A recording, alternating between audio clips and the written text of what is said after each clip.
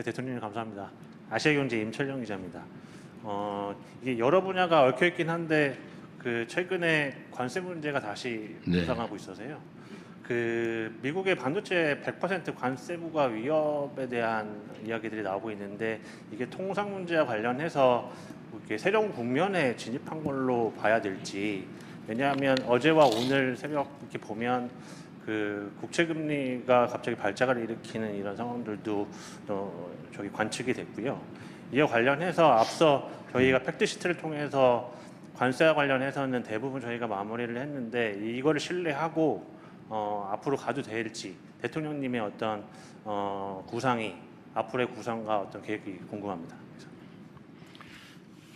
네, 지금은 예측 불가능 시대죠. 아무도 예측할 수 없어요.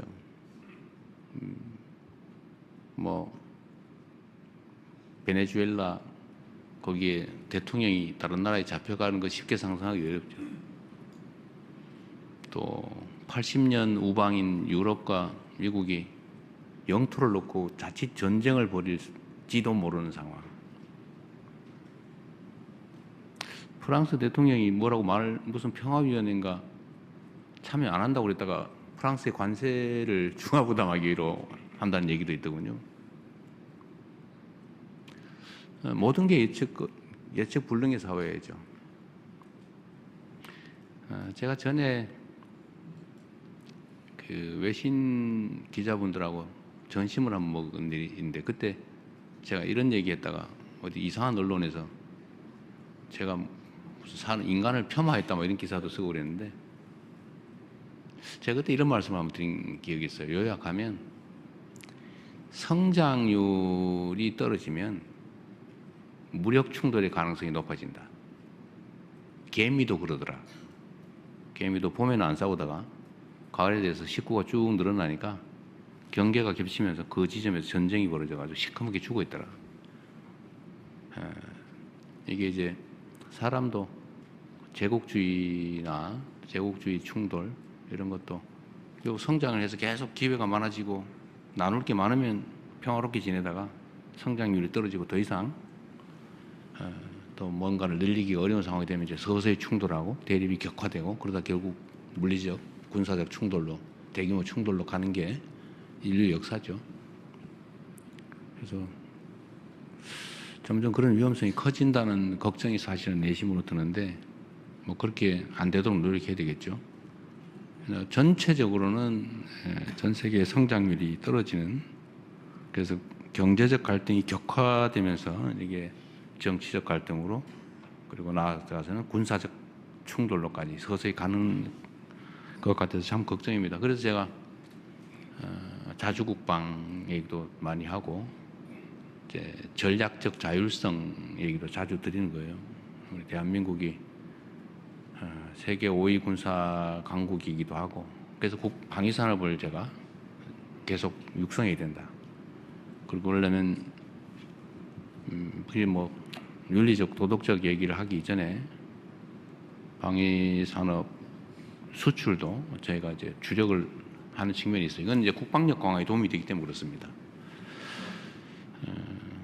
그리고 이제 전략적 자율성도 최대한 확보해야 된다. 그리고 휘둘리지 않게. 소위 말하는 이제 연루 위험을 최소화해야 된다. 그렇다고 우리 또 군사 안보적 용어로 방기, 그러니까 우리가 따로 완전히 배제돼서 소외되는 위험도 또 최소화해야 된다. 그건 대체 어떠란 말이냐? 연루도 되면 안 되고 방기도 되면 안 되고, 균형을 잘 잡아야죠. 그래서 북익 중심의 실용 외교라고 하는 게 그냥 빈말이 아니라 정말로 중요한 시점이다. 현재 상태가. 앞으로 그 중요성은 점점 더 커져갈 거다. 이제 그런 생각을 하고 있습니다. 그 중에 이제 이 관세 문제도 한 부분이죠. 미국으로서야 미국의 경제 안정을 위해서 그 엄청난 재정 적자, 또 무역 적자, 이런 문제들, 또 국내 갈등, 양극화, 또 제조 붕괴, 이런 여러 가지 문제들 어쨌든 해결하려고 보니까 좀 무리를 하게 되는 것 같고, 그게 이제 다른 국가들이 이런 압력으로 나타나고 있습니다. 우리도 거기에 영향을 많이 받아서 어쨌든 상당히 오랜 기간 관세 통상 협상을 할 수밖에 없었죠. 전에도 말씀드렸지만 양국이 뭔가 서로에게 득이 되는 얻기 위한 협상을 한 게 아니라 우리 입장에선 덜 주기 위한 협상을 견디기 협상을 힘들게 해낸 겁니다. 지금 뭐 반도체 관련해서 100% 관세 뭐 이런 얘기 있는데 뭐 그렇게 심각하게 저는 우려하지 않습니다. 뭐 통상적으로 나오는 얘기고 이런 격렬한 대립 국면, 불안정 국면에서는 뭐 불쑥불쑥 튀어나오는 예상치 못한 요소들이 워낙 많기 때문에 이런 하나하나에 너무 일희일비하면 중심을 잡을 수가 없어요. 이럴수록 자기 중심을 뚜렷하게 가지고 정해진 방침과 원칙에 따라서 대응해 나가면 됩니다. 저는 반도체 문제는 대만과 대한민국의 시장 점유율이 뭐 8, 90% 이렇게 될 텐데 100% 관세 올리면 아마 미국의 반도체 물가가 100% 오르는 결과가 오지 않을까 싶어요. 왜냐하면 8, 90% 독점을 하고 있는데 물론 뭐 조금은 부담을 하게 될지 모르지만 거의 대부분은 미국 물가에 전가될 가능성이 높다. 물론 이제 대만과 한국의 경쟁 관계 문제도 있긴 한데 약간 또 내용이 달라요.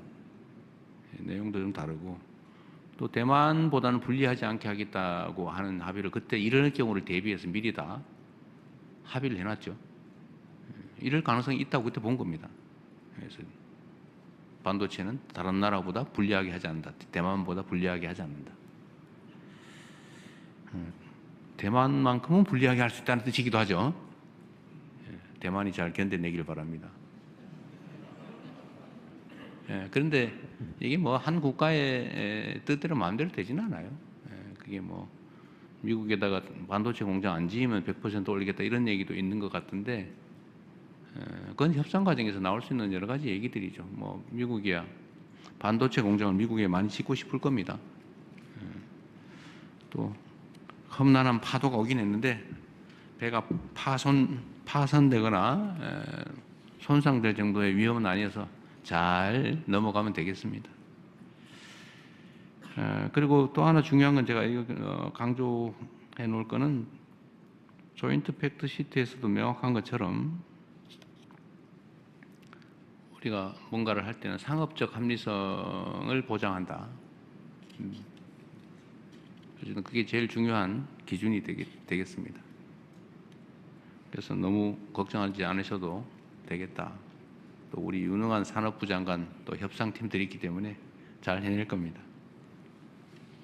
네, 다음 또 한 분 더 할까요? 우리 남자분 하셨고 앞에 없고 하니까 저 뒤에 있는 여자분으로 하겠습니다. 맨 왼쪽에. 네, 대통령님 안녕하세요. 채널의 이동 기자입니다. 코스피 5천 시대가 이제 또 코앞에 다가왔는데요. 대통령님 공약이시기도 했고 한데 코스피가 이제 많이 상승하면서 국민연금 고갈 시기도 늦춰질 거란 전망이 나오고 있습니다. 그런데 당정에서는 지금 퇴직연금 기금화도 좀 논의하고 있는 걸로 알려져 있는데요. 여기에 대한 대통령님 어떻게 생각하시는지 궁금합니다. 퇴직연금 기금화 문제는 이게 뭐 주가와 관계 지으면 또 오해가 발생하니까요. 그렇게 얘기할 필요는 없을 것 같아요. 지금 뭐 대한민국뿐만 아니라 전 세계적 현상이긴 한데 이 가짜 뉴스가 사회 혼란을 부추기고 갈등을 격화시키는 요소가 있습니다. 제가 말씀드린 것처럼 여기저기 얘기를 많이 듣고 보는 편인데 이런 얘기도 있더군요. 정부에서 우리 국민들의 해외 주식을 강제 매각을 검토하고 있다. 이런 그게 뭐 엄청 많이 퍼지고 있어요. 보니까 마치 진실인 것처럼. 그 가능하지도 않잖아요. 어떻게 무슨 사회주의 국가도 그렇게 못하죠. 어떻게 그거를 팝니까? 이런 오해들이 발생할 수 있어서 이제 말 조심해야 되는데요. 퇴직연금 기금화 얘기도 사실 그런 정치적 이제 오해를 유발하는 이제 악성 가짜 뉴스들이 있는 것 같습니다. 예를 들면 그거 내 건데 퇴직연금 내 건데 정부에서 저기 외환 시장 방어하려고 지 마음대로 쓰려 그런다. 이런 또 헛소문이 퍼지고 있더라고요. 가능하지도 않을 뿐만 아니라 뭐 그렇게 할 필요도 없고 그렇게 할 의사도 전혀 없습니다. 그런데 퇴직연금이 문제예요. 어떤 문제냐면 보통 기금들의 연 수익률은 7, 8% 정도 됩니다. 물론 지금은 뭐 주가가 상승해가지고 20%를 넘고 뭐 이런 그 국민연금 고갈링은 연도가 수십 년이만 늘어나고 이렇게 됐죠. 한 2, 300조 정도 아마 기금이 늘어났을 거예요. 그런데 이런 특별한 시기, 특별한 계기 말고도 보통 통상적으로 한 7, 8%가 됩니다. 뭐 모자랄 수도 있고 더 남을 수도 있겠죠. 근데 이 퇴직연금의 수익률은 1%대예요. 제가 알기로는 은행 이자 수준도 잘 못 되는 걸로 알고 있습니다. 운영이 잘 안 되는 거예요. 이거 그럼 계속 방치할 거냐? 사회적으로도 보면 중요한 자산이죠. 엄청난 규모의 자산입니다. 근데 개인으로 봐서도 중요한 노후 자산인데, 노후 대비 자산인데, 이런 식으로 사실은 물가보다도 수익률이 낮으면 손해보는 거잖아요. 이렇게 놔두는 게 과연 개인에게도 바람직하냐. 그래서 이거를 뭐 퇴직연금, 국민연금, 기초연금, 공무원연금, 사학연금, 군인연금, 이게 막 너무 우리나라 복잡하고, 그래서 이걸 좀 통합해서 좀 구조조정을 좀 할 필요가 있지 않냐. 그중에 퇴직연금도 뭔가 대책을 세워야 되는 거 아니냐. 이런 논의가 학계에서도 있고 당연히 국민의 삶을 걱정하는 정치권에서도 있죠. 뭐 저도 당연히 고민하죠. 이게 우리 노동자들의 매우 중요한 노후 대비 자산인데 이런 식으로 버려지다시피 놔두는 게 바람직하냐. 근데 그럼 어떻게 할 거냐는 한번 논의를 해봐야죠. 그걸 뭐 기금화할지, 뭐 당사자가 싫다면 못하는 거 아니겠어요? 또 기금화한 다음에 또 어떻게 운영할 건지. 운영하면 그러면 지금 방치하는 것보다는 더 낫다는 보장이 있는 건지. 이런 걸 충분히 논의를 해야 되겠죠. 아직은 좀 섣부르긴 하네요. 근데 뭔가 대책이 있어야 되는 건 맞다. 그중에 기금화도 그 생각할 수 있는 대안 중에 하나인데 혹이라도 오해는 하지 마시라. 원하지 않으면 하지 않을 것이고 더 나쁘게 만들지는 않을 것이고 불합리하게 해서 욕먹을 일 절대 안 한다. 그러지 않습니까? 네. 근데 지금은 뭐 그런 정도 같습니다. 네. 좀 더 할까요? 이번에는 대통령의 지목기 계속 많이 있습니다. 아, 그래. 네. 정치 외교 안보 분야로 좀 넘어가서 이번엔 해외 언론인들께 좀 기회를 드릴까 합니다. 질문하실 분들 좀 손을 들어주시기 바랍니다. 네, 여기 두 번째 남성분 먼저 질문 기회 드리겠습니다. 예, 대통령님 안녕하세요. 중국 CCTV에서 질문 드리겠습니다. 새해 첫 해외 방문 일정은 중국을 가셨습니다. 그리고 방중 결과에 대해서 어떻게 평가를 하시는지, 혹시나 좀 재미있는 에피소드가 있었는지, 향후 양국 관계를 어떻게 정진하실 건지 대통령님의 말씀 한번 부탁드리겠습니다. 감사합니다. 네. 한국말을 아주 잘하시네요.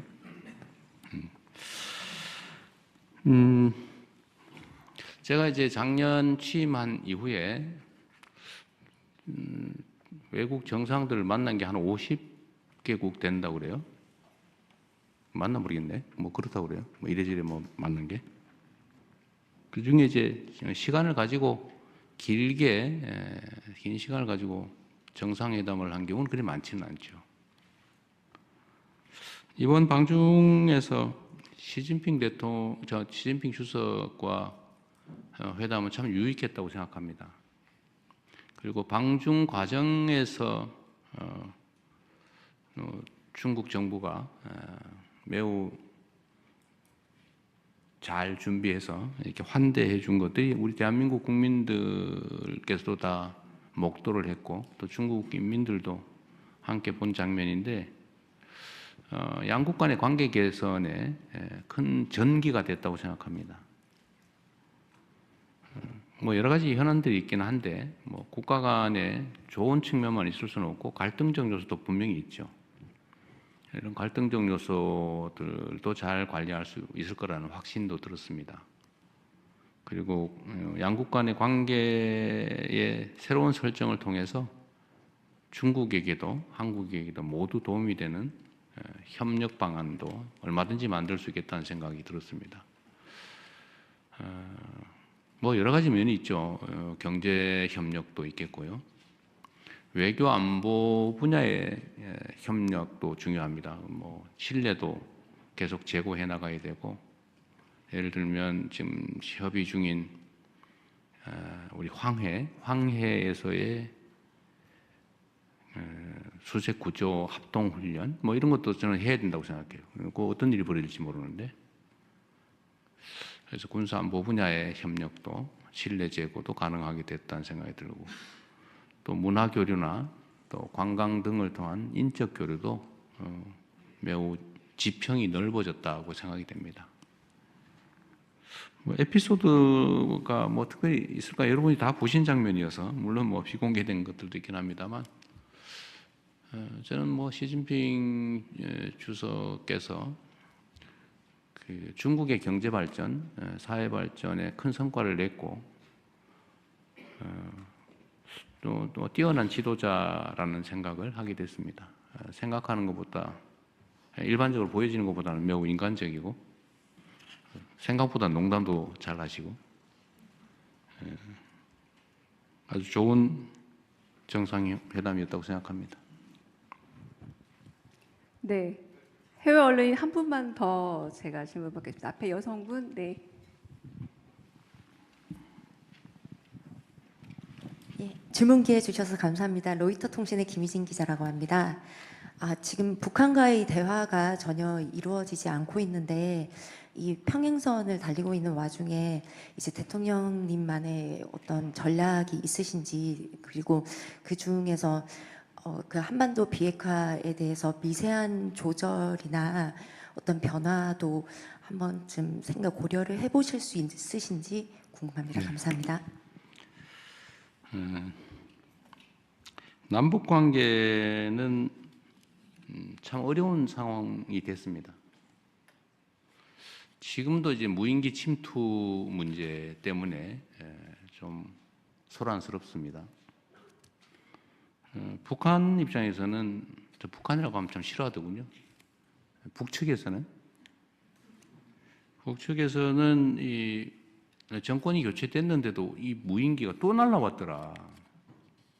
이거 뭐냐? 말로는 뭐 대화, 소통, 협력, 평화, 안정 얘기하면서 뭐 이 사실은 공식적으로 못하니까 이제는 민간시켜서 몰래 또는 아니면 뭐 직접이든지 뭐 이렇게 하는 거 아니냐, 뭐 그런 의심도 들었을 테고, 원래 자라보고 놀란 것은 소통 보고 놀란다고 불신이 막 거기에 달아 있는 거죠. 제가 전에도 한 말씀드렸습니다만, 뭐 제가 이런다고 북한 편 드는 건 아니에요. 뭐 말만 하면 북한 편 든다고.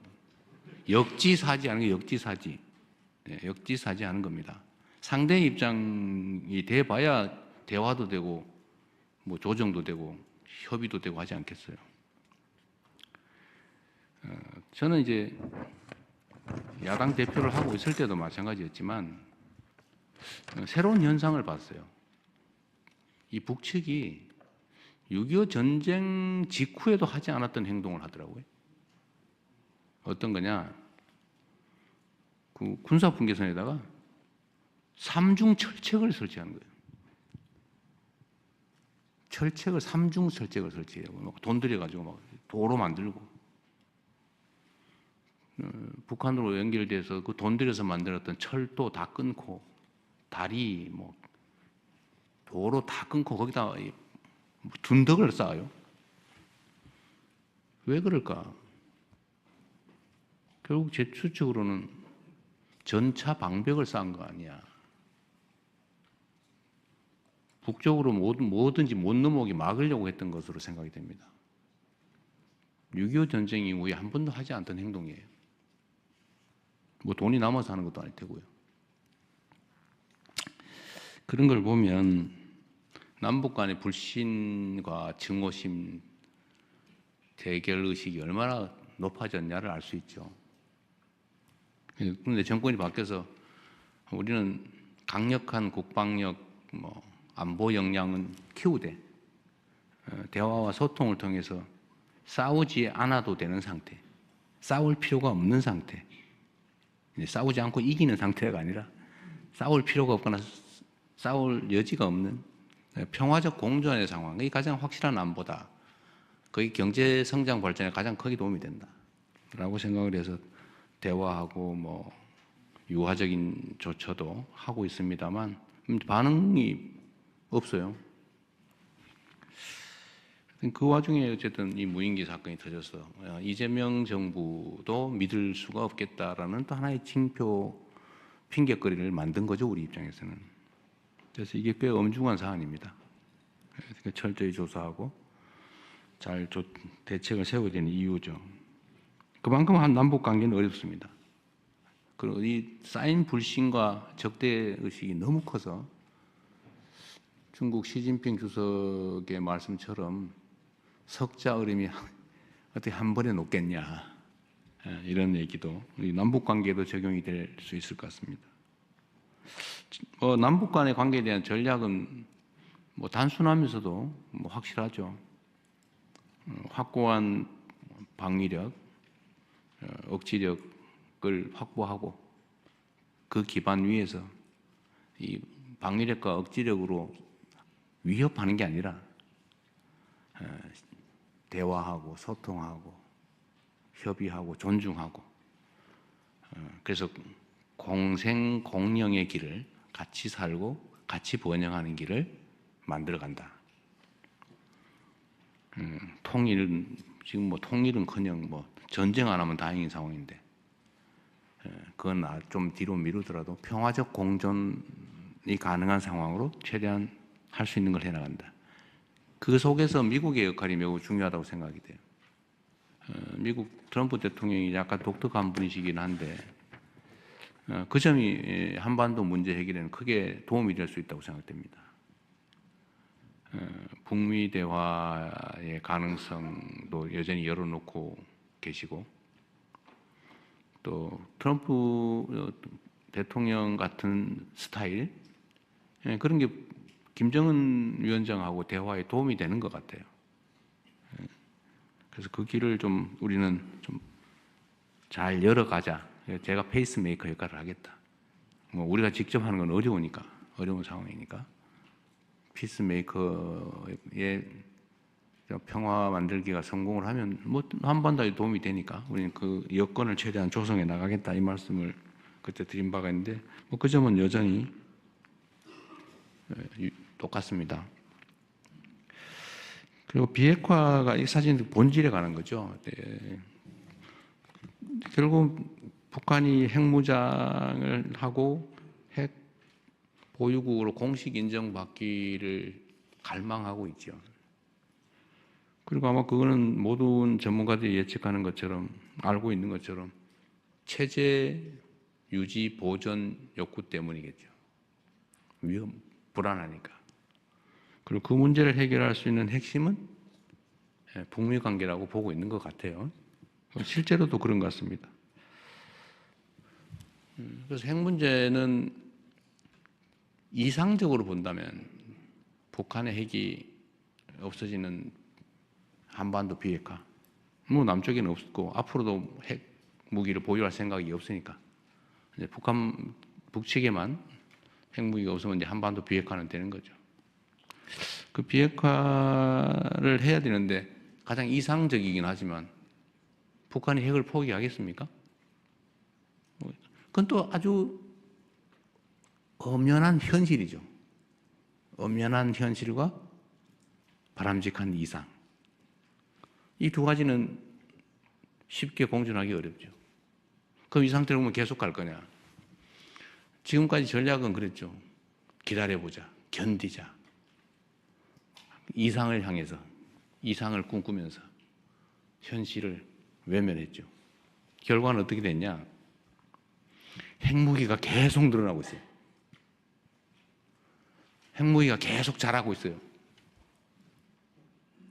지금도 1년에 핵무기 10개에서 20개 정도를 만들 수 있는 핵물질은 계속 생산되고 있죠. ICBM 기술도 계속 개선되고 있겠죠. 언젠가는 북한 체제 유지에 필요한 핵무기 체계, 그리고 미국을 포함한 전 세계를 위협할 만한 미사일, ICBM 기술 이런 걸 다 확보를 하고 그 다음에 남으면은 이제 넘치겠죠. 넘친다는 의미를 이해하시겠죠. 해외로 나가겠죠. 국가 밖으로, 국경 밖으로 전 세계 위험이 도래하겠죠. 이렇게 놔두는 게 과연 바람직하냐. 그래서 결국 실용적으로 접근하자라는 게 제 생각입니다. 제가 공개적으로 말씀을 드렸던 것처럼 현실을 인정하자. 그래도 이상을 포기하지 말자. 그럼 현실은 뭐냐? 계속 늘어간다. 제가 트럼프 대통령에게도 시진핑 주석에게도 다 이렇게 얘기했던 똑같은 내용입니다. 공개적으로 한 얘기도 똑같죠. 더 이상 핵물질을 생산하지 않고 핵물질이 해외로 반출되지 않고 ICBM 기술을 더 이상 개발하지 않게 하는 것도 이익이다.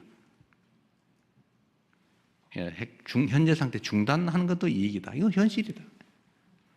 아무도 손해보지 않는다. 중단시킨다고. 모두에게 이익이 있다.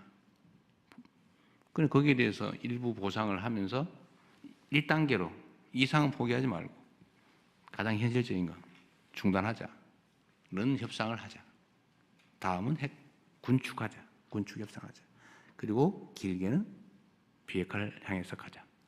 뭐 체제 보장이 확실하고 관리 비용 많이 들고 그러면 뭐 없을 수도 있겠죠. 근데 그렇게 만들어 가야 되는 거 아니야. 단기, 중기, 장기로. 이 얘기를 저는 이제 정상들을 만날 때마다 하고 있죠.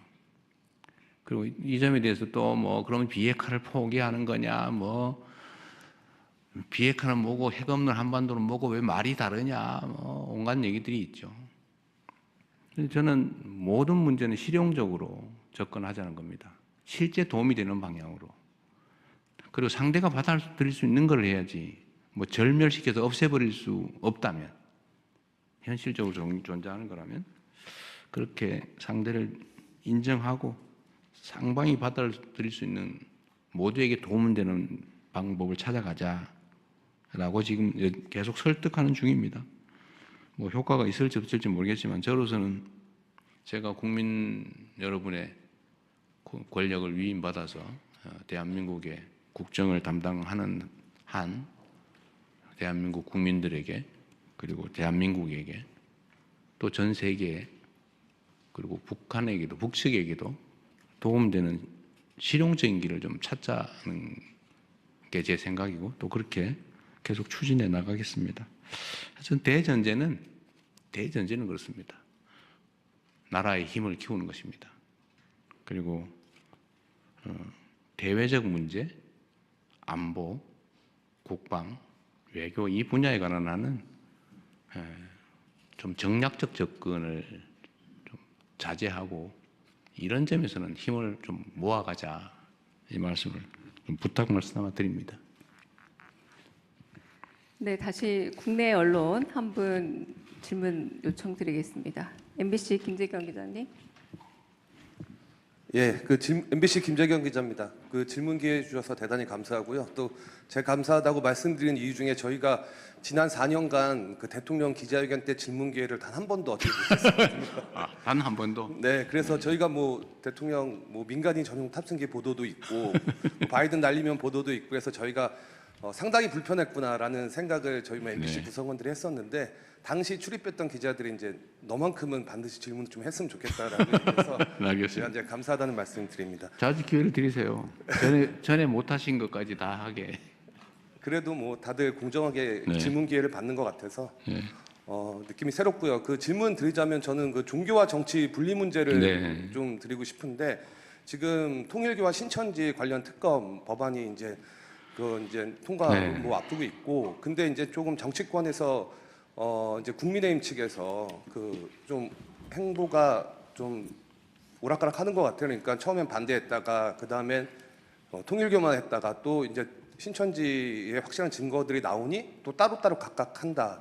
그래서 그런 걸 두고 이게 혹시 지연 작전 아니냐 이런 비판이 나오고 있는데 이에 대한 대통령님의 네. 생각이 좀 궁금하고요. 연장선상에서 그 통일교나 신천지뿐만이 아니라 우리나라 어떤 극우 목사들의 정치적 발언도 문제가 되고 있는데 이 문제에 대해서는 어떻게 뭐 해결 방안이 있는지 대통령님의 생각을 듣고 싶습니다. 뭐 그런 게 정치일지도 모르죠. 하고 싶은데 겉으로는 안 한다고 하거나 하기 싫은데 하기 싫다고 하면 혼날 것 같으니까 하고 싶다고 말은 하는데 실제로는 안 하고 뭐 그런 게 많죠. 대표적인 게 저는 대장동 특검이었다고 생각해요. 저는 대장동 특검 그때 제가 야당일 때도 하자고 좀. 근데 저를 안 하고 싶은 사람으로 만들어 버리더라고요. 뭐 언론의 역할도 꽤 컸죠. 지금도 마찬가지 같아요. 하자고 말은 하는데 이런저런 꼬투리를 붙여가지고 협상 자체를 계속 지연시키는 거예요. 이거 합의되면 다음엔 또 아마 제가 보기에는 같이 하자 이랬다가 통일교만 하자 그랬다가 좀 말이 안 되는 것 같으니까 신천지도 하자. 근데 따로 하자. 왜 따로 해야 되는지 잘 모르겠어요. 그리고 아마 그 다음에는 누구를 특검을 할 거냐 가지고 또 싸울 거예요. 그 말 그게 이제 같이 하자든 따로 하자든 하면 추천 방식을 가지고 아마 제가 밤샐 겁니다. 그 합의 안 된다고 해요, 저는. 왜냐하면 속으로는 안 하고 싶은데 겉으로만 그렇게 말하는 거 아닐까라는 생각이 들어서 아마 안 될 거다. 그렇다고 이걸 특검을 날치기 할 수도 없잖아요. 속된 말로. 일방처리할 수도 없지 않습니까? 그래서 제가 보기엔 안 될 것 같으니까 그럼 특검 될 때까지 일단 수사해라 라고 제가 지시를 한 거죠. 그것도 뭐 검찰, 경찰이 같이 하면 제일 낫겠다. 왜냐면 뭐 수사권이 어쩌고 뭐 불신도 있고 이래서 어쨌든 많은 사람들이 많은 기관들이 함께하면 그런 남용이나 의심의 여지가 적어지니까요. 그래서 같이 검경 합동으로 하라고 지금 지시를 해서 하고 있는데 뭐 특검 결정이 국회에서 나면 그때 넘겨주면 되니까요. 그렇다고 그때까지 안 하고 기다릴 수는 없죠. 저는 수사를 안 하게 하는 게 목표가 아니었을까 하는 생각이 듭니다. 그러나 그렇게 할 수는 없죠. 이게 지금도 뭐 언론 보도에 나오는 거 저는 뭐 보고를 받지 않으니까 여러분이 쓰시는 걸 주로 보고 있는데 보도 얘기가 하면 오히려 신천지가 오래전부터 이미 정치 개입을 했다고 하는 근거들이 막 나오는 것 같아요. 저는 정교 분리를 굳이 헌법 조문에까지 써놓은 이유가 뭔지를 지금 이 순간에 다시 한번 되새겨봐야 한다고 생각합니다. 대한민국은 종교 갈등이 좀 적은 편이에요. 종교가 차지하는 비중은 크죠. 그리고 어느 한 종교가 압도적이지 않고 뭐 다양하게 공존하는데 종교가 다양하게 공존하면서 충돌하지 않은 나라가 거의 없어요. 이 종교가 다르면 반드시 충돌이 발생합니다. 그 충돌은 해소되지가 않아요.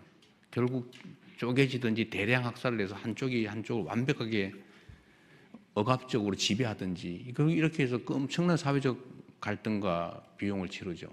그게 전 세계적인 현상이에요. 그런데 대한민국은 우리 대한민국 국민들의 위대함이기도 합니다. 그런데 이게 만약에 정치에 관여를 하게 된다. 갈등이 격화될 뿐만 아니라 이건 해소되지 않는 갈등으로 발전할 가능성이 많아요. 엄청나게 위험한 상황이 되죠. 그런 것 때문에 종교 분리라고 하는 것들을 명확하게 헌법에 명시했고 나름 종교인들도 몰래 슬쩍 뭐 아니까 아예 뭐 땡땡 의원 찍어주면 뭐 잘하는 것 같아 뭐 이런 정도 했지만 대놓고 조직적으로 하는 경우는 거의 없었죠. 그런데 최근에 거기 현상이 좀 심해졌습니다. 신천지는 뭐 지금 나오는 걸 보면 아주 오래전부터 최소한 뭐 지금 2000년 초반부터 시작했다는 것 같고 통일교도 그 이후인지 전인지 모르겠지만 하여튼 많이 개입한 것 같고 개신교는 이제 대놓고 조직적으로 잘 하진 않았는데 최근에 아예 대놓고 조직적으로 하는 경우가 생겨나고 있어요. 심지어는 설교 시간에 이재명 죽여라. 이재명을 죽여야 나라가 산다. 이거 진짜로 그렇게 반복적으로 설교하는 교회도 있습니다. 이재명이 죽어야 대한민국이 산다. 설교 제목이 그런 데도 있더라고요. 이것도 심각하죠. 그 종교적 신념과 정치적 선호가 결합해버리면 양보가 없어요. 이건 나라 망하는 길이죠. 나라가 망합니다. 그래서 이건 반드시 뿌리를 뽑아야 돼요. 조직적으로 종교적 신념을 정치적 도구로 활용하는 것은 허용되지 않는다. 그렇게 하면 제재가 엄정하다는 걸 반드시 이번 기회에 보여줘야 합니다. 원래 그 일부 개신교도 수사해야 되는 거 아니냐는 여러 가지 논란들이 주장이 있었는데 일단 경계가 좀 불분명해서 안에 지금은 놔두고 있는데 아마 뭐 자연스럽게 수사해야 되지 않을까 싶어요. 근데 문제는 지금은 이제 원래 밭갈이 할 때 큰 돌부터 집어내고 그 다음에 자갈 집어내고 잔돌 집어내고 해야지 한꺼번에 다 집어내려면 힘들어서 못 하거든요. 그래서 일단 큰 돌부터 좀 집어내고 다음에는 자갈도 좀 집어내는 단계가 오지 않을까 그렇게 생각합니다. 하여튼 정교 분리 원칙이 깨지는 이런 결코 있어서는 안 된다. 반드시 엄정하게 처벌해야 되고 이번 기회에 저는 법률도 조금 보완해야 되지 않을까 하는 생각도 하고는 있어요. 아직은 뭐 좀 섣부리긴 한데 슬쩍 그 정치 개입하는 걸 좀 심하게 제재해야 되지 않을까. 지금은 너무 처벌 강도가 낮은 것 같아요. 저 원래 처벌 법률을 만드는 거 별로 안 좋아하는데 그게 바람직하지 않다고 생각하는데 이 문제는 이게 얼마나 나쁜 짓인지 얼마나 위험한 짓인지를 잘 모르는 것 같아요.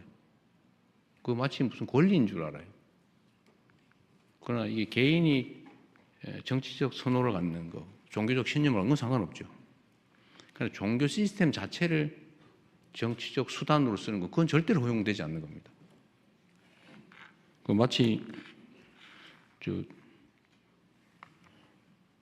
나라 지키라고 총 주었더니 내가 가진 총인데 내 마음대로 쏠 거야. 그래가지고 국민들한테 총구를 겨냥하는 반란 행위라는 거와 똑같죠. 네, 잘 처리하도록 하겠습니다. 그리고 특검 되면 그때 되면 넘겨주겠죠. 뭐. 그 전에는 최선을 다해서 신속하게 엄정하게 수사한다. 너 나 가릴 것 없이 지휘고와 가릴 것 없이 네, 그렇게 하겠습니다. 네, 다음 질문하실 분 손 들어 주십시오. 네, 서울신문 김진아 기자님. 네, 질문 기회 주셔서 감사합니다. 서울신문 김진아 기자입니다. 그 이해운 기획예산처 장관 후보자에 대한 인사청문회 불발되고 오늘 마침 송부 기한인데요. 그 재송부를 요청하실 생각이신지 좀 궁금하고요. 또 여당에서도 좀 부적절한 인사가 아니냐는 비판이 좀 있는데 이렇게 청문회가 만약에 열고 기회가 주어지고 해명을 하고 난 다음에 반대 여론이 계속 많아지면 좀 지명철에도 검토하실 수 있는지 궁금합니다. 이 질문을 왜 안 하시나 했어요.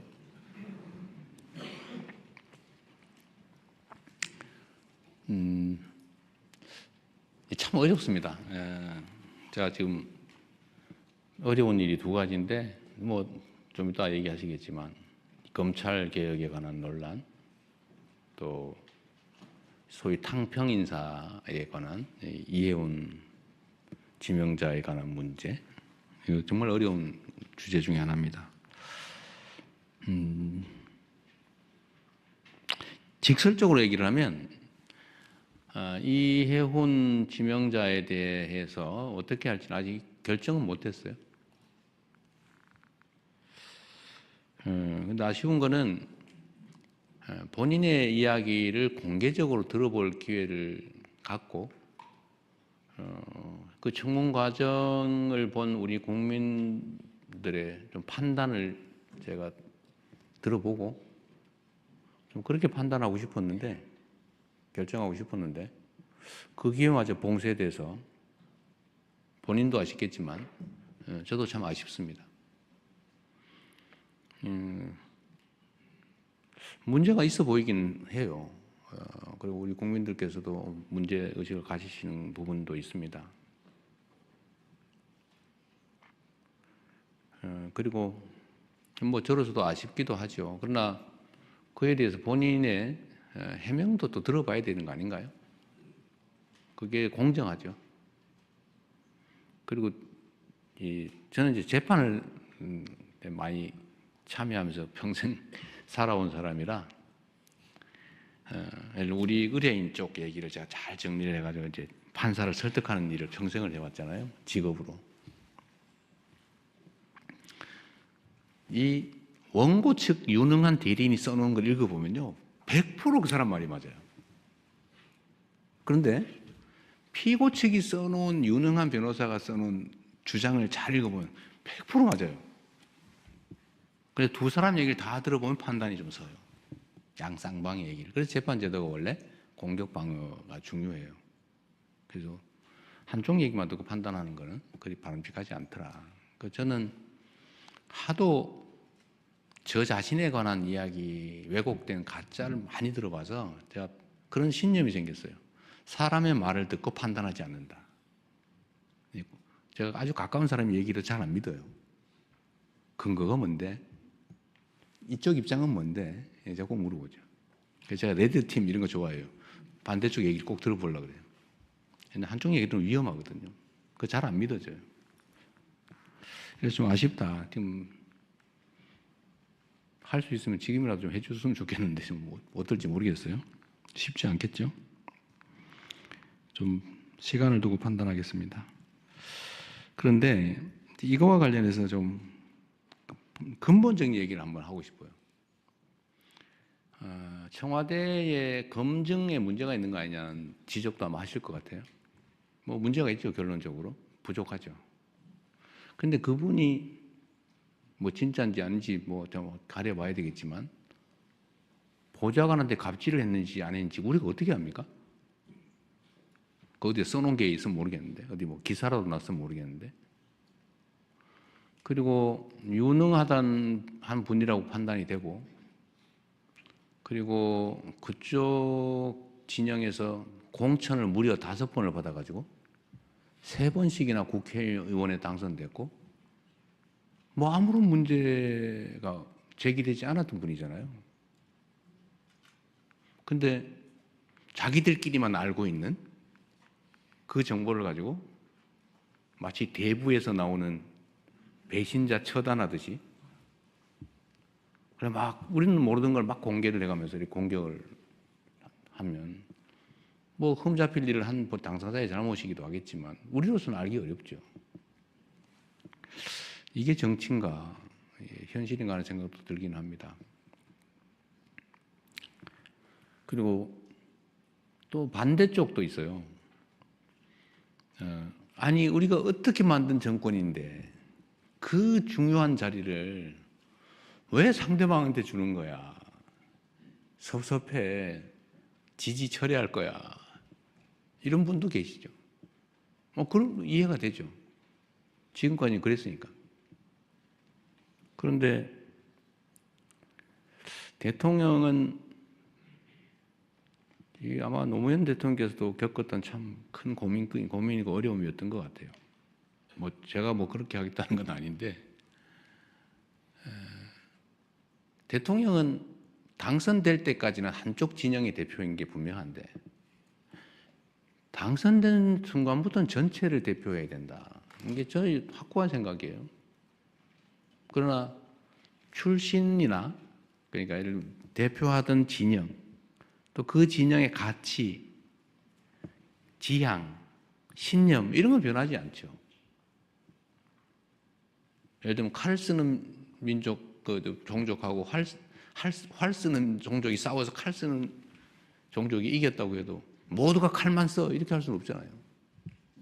필요하면 활도 쓰고 칼도 쓰고 창도 쓰고 그러는 거죠. 그래서 이 기본을 잃지 않되 모두가 함께 갈 수 있는 길을 최대한 찾아보자. 제가 뭐 강요 임명이나 뭐 우리 청와대 참모들을 꾸리는데 압도적 다수는 우리의 생각과 가치, 지향을 함께하는 같은 색깔의 같은 진영의 사람이잖아요. 근데 그렇게만 하면 어떻게 해요? 그래서 이제는 우리가 휘둘리지 않을 정도가 됐으니까 우리가 다른 의견도 좀 반영도 좀 하고, 특히 경제 분야는 소위 보수적 가치가 또 보수적 질서가 또 중요한 측면도 있고, 그래서 우리가 좀 점검을 해가면서 가자. 다양한 사람들의 목소리도 좀 듣자. 그리고 통합이라고 말만 하는데 실제로 좀 기회를 같이 조금이라도 나누어서 함께 하자. 그래서 한번 시도해 본 건데, 이제 물론 뭐 소수가 있죠. 뭐 다른 장관도 계시고, 다른 위원장도 계시고, 뭐 참모들도 있고 하긴 한데, 이번 이혜훈 장관 지명자 문제는 이렇게 극렬하게 저항에 부딪힐 줄은 몰랐습니다. 이 정도일 줄은 몰랐어요. 좀 어렵습니다. 어려운데, 하여튼 우리 국민 여러분께서도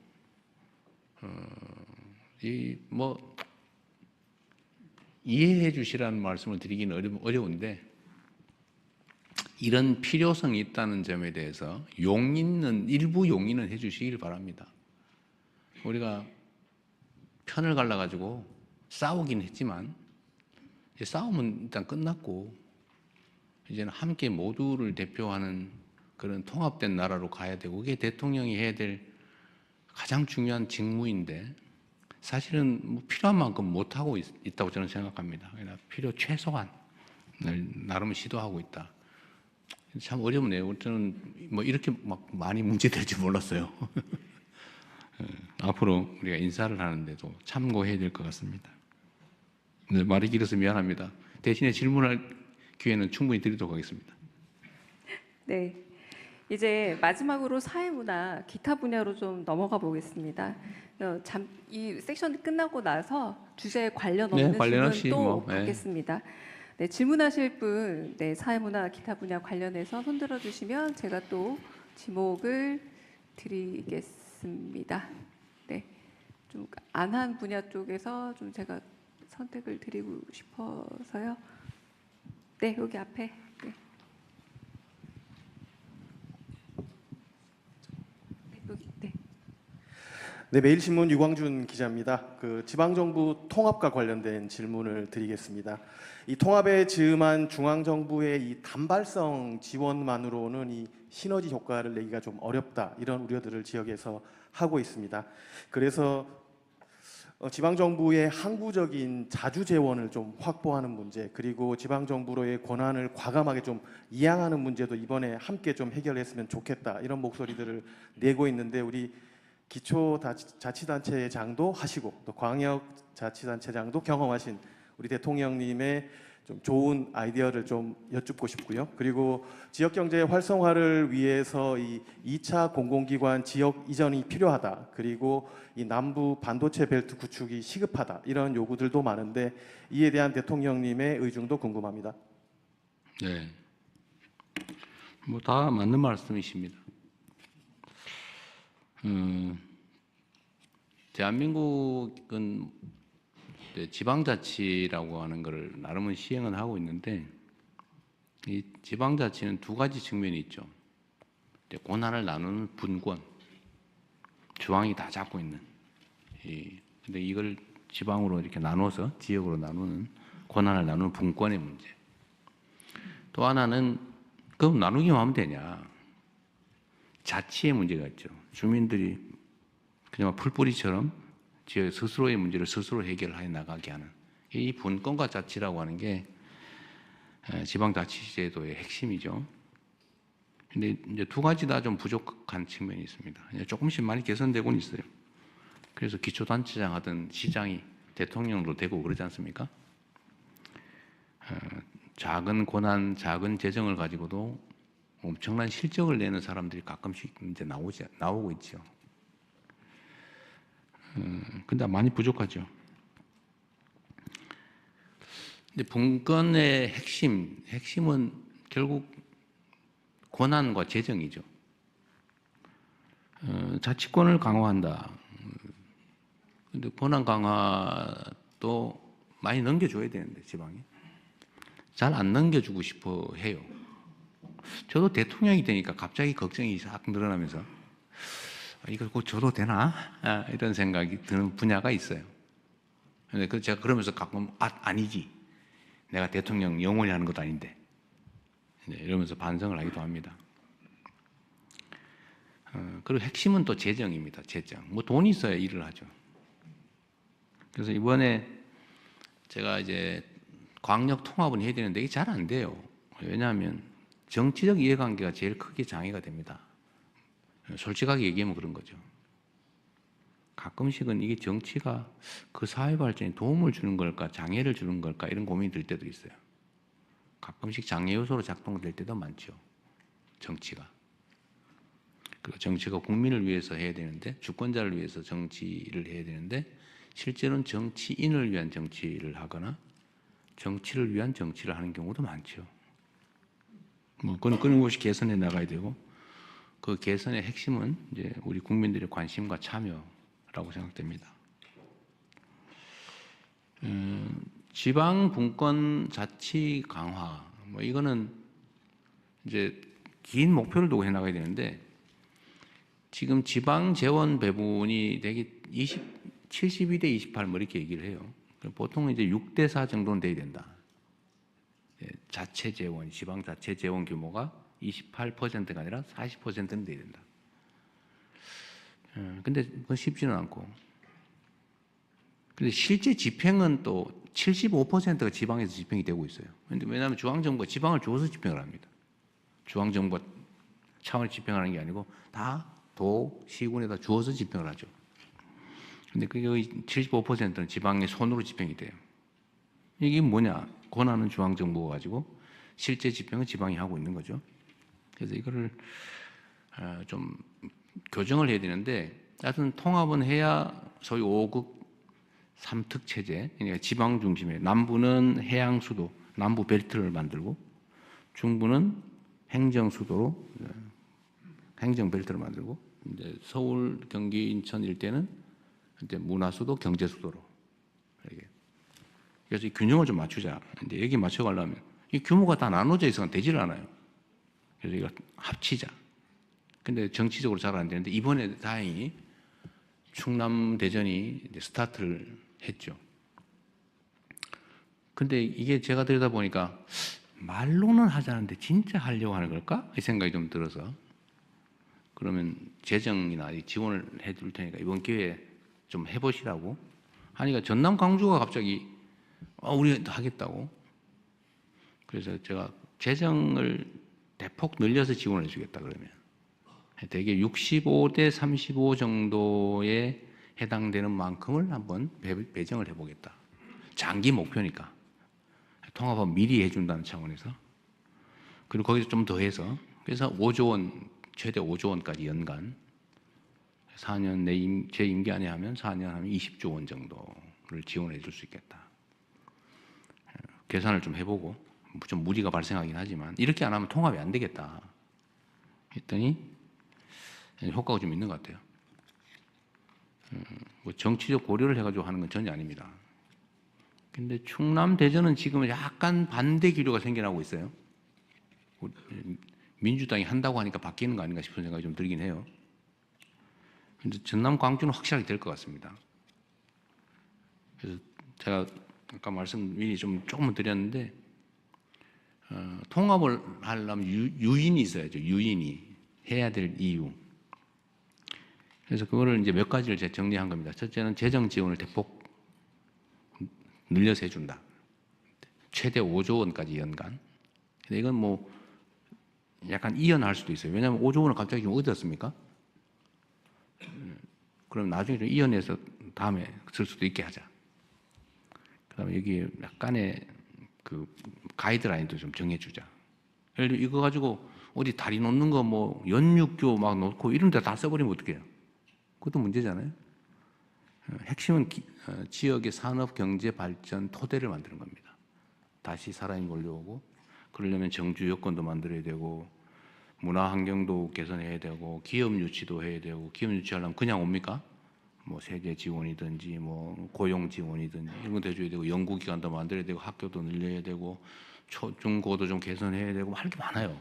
근데 이런 것들을 좀 할 수 있게 재원을 대대적으로 넘긴다. 두 번째는 권한도 넘겨주자. 이번에는 정부 재정 부담이 너무 크니까 일은 다 끌어안고 돈 다 줘버리면 어떻게 해 나중에 큰일 나잖아요.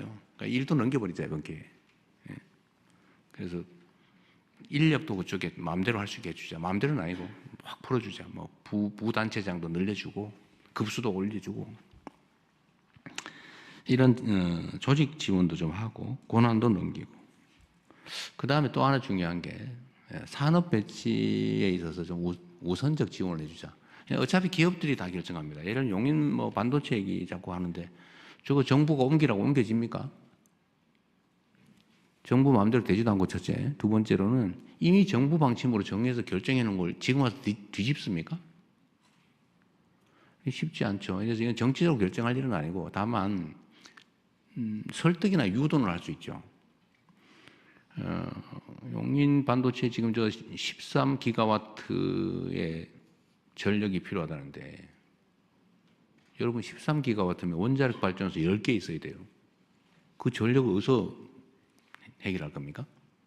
그러면 남부에서 그 송전망 만들어서 일로다 대주면 남부에서 가만히 있습니까? 서남 해안에 이제 주로는 재생에너지 생산해서 공급할 텐데 용수는 어떻게 할 거예요? 한강에 저 수계 그것도 용수 다 쓰면 우리 혹시 수돗물 가뭄 와가지고 수량 부족해지면 수도권 주민들 식수 어떻게 할 거예요? 지금 0.9밖에 안 남다. 여유분이 없다는데 0.9. 그러니까 이런 문제들을 가지고 설득을 하고 대안도 만들면서 또 예를 들면 앞으로는 전기요금은 생산 지분은 싸게, 예를 들면 원거리는 비싸게 이렇게 갈 수밖에 없거든요. 그게 시장 경제 아닙니까?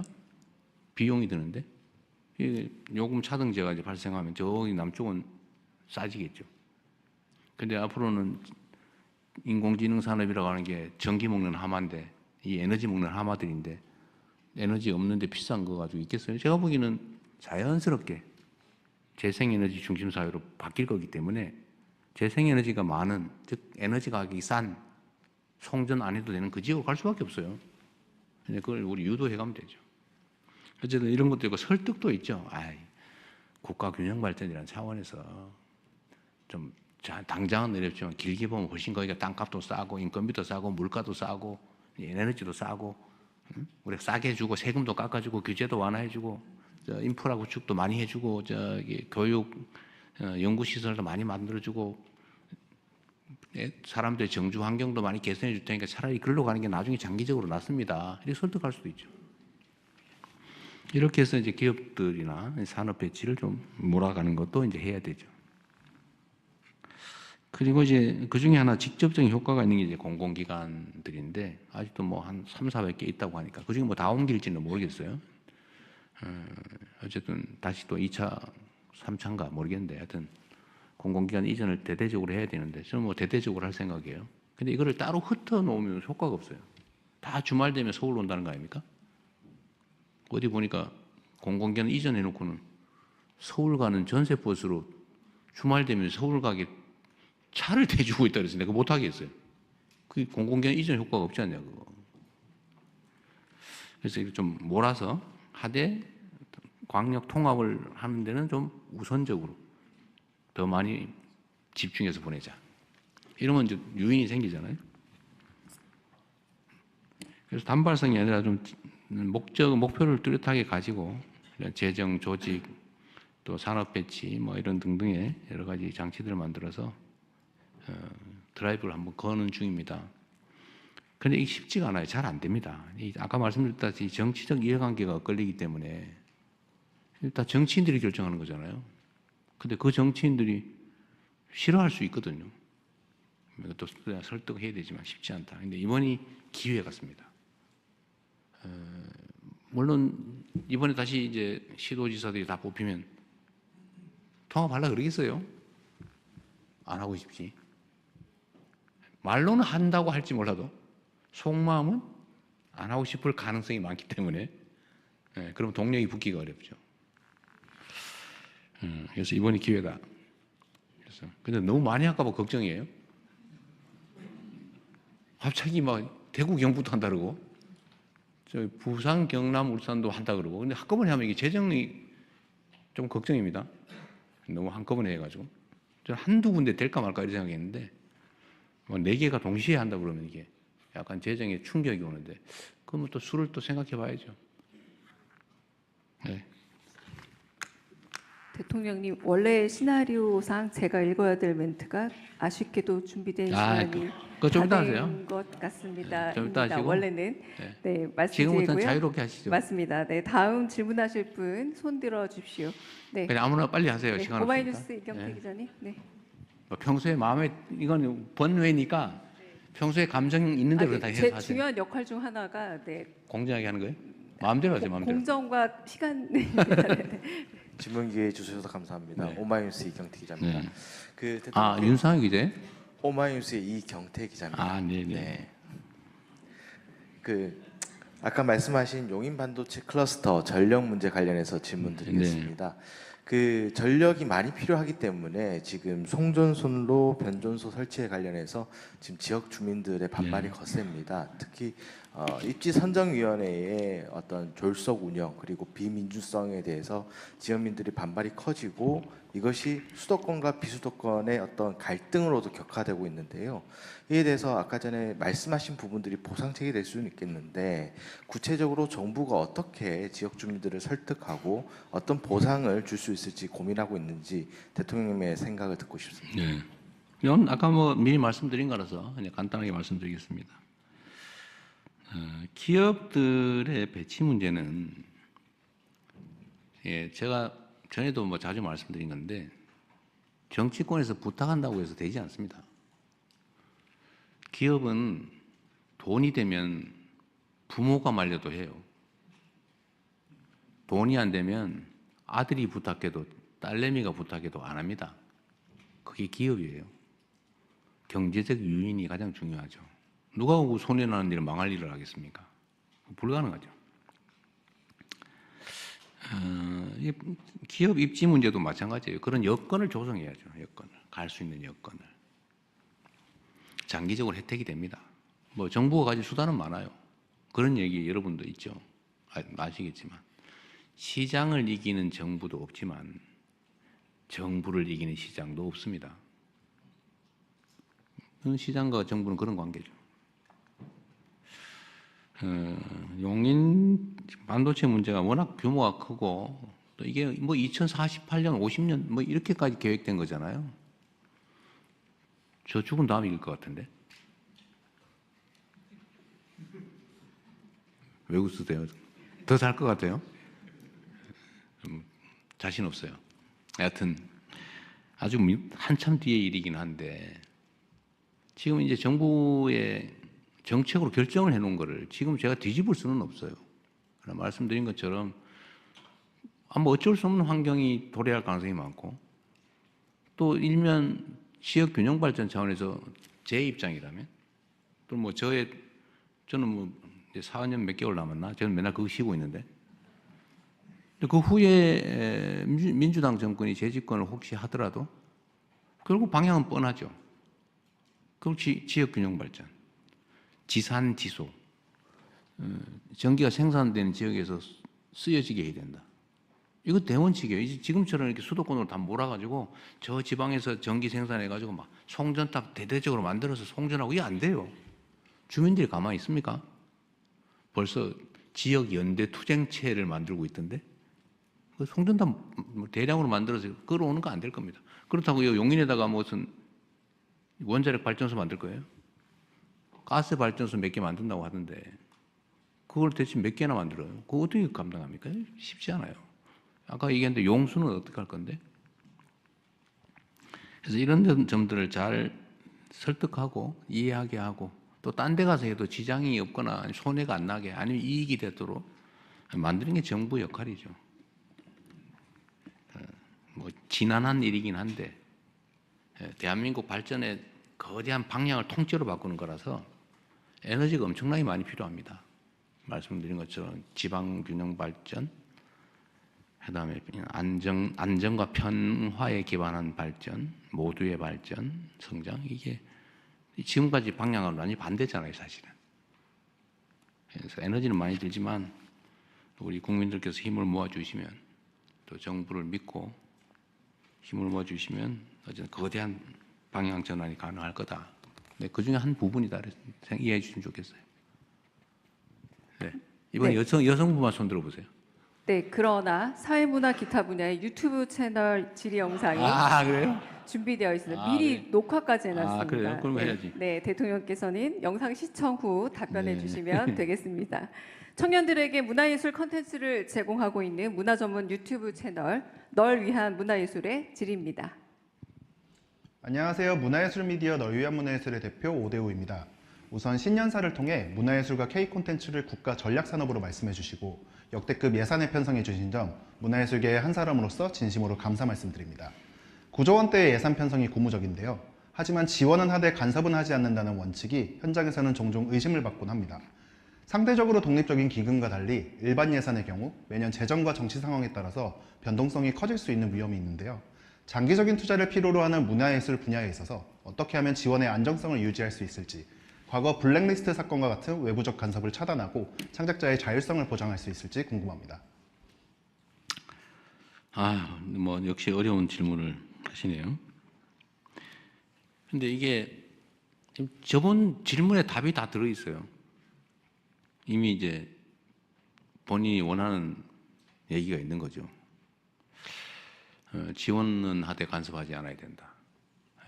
문화예술에 대한 지원을 대폭 늘려야 된다. 뭐 당연한 얘기죠. 근데 못 믿겠다예요. 결론은. 지금까지도 다 말은 그렇게 하지 않았냐. 다 말했죠. 문화예술 분야의 그 독자성. 문화예술이라고 하는 것은 창의성을 기본으로 하기 때문에 자율성과 독립성이 보장이 되지 않으면 창의성이 생겨날 수가 없어요. 그래서 막 간섭하고 이래라 저래라 그러고 돈 줬다고 뭐 마음대로 시키고 이러면 그거 다 죽어요. 이 자유로움이라고 하는 자유라고 하는 게 마치 공기와 같아서 저 문화예술 영역에는 그 자유로움 이런 것을 보장하지 않으면 다 질식해서 죽어버립니다. 그게 문화예술의 특성이죠. 그래서 간섭하지 말아야 된다. 근데 또 문화예술 영역이 가난해요. 힘들어요. 드러나는 건 화려하죠.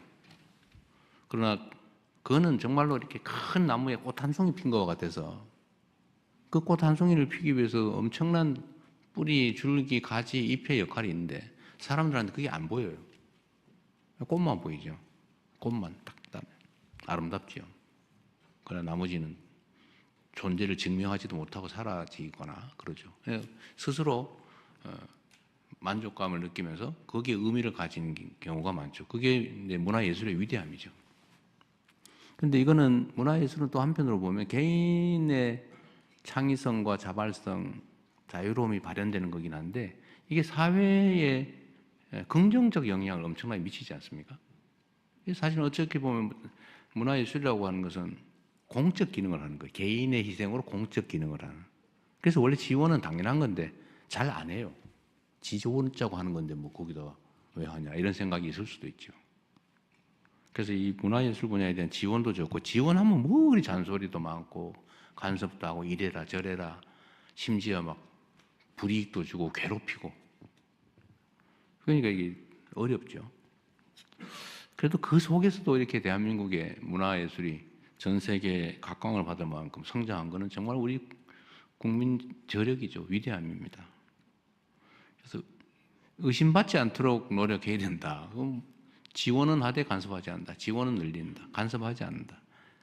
소위 팔길이 원칙이라고 하는 거죠. 저희가 잘 지키도록 하겠습니다.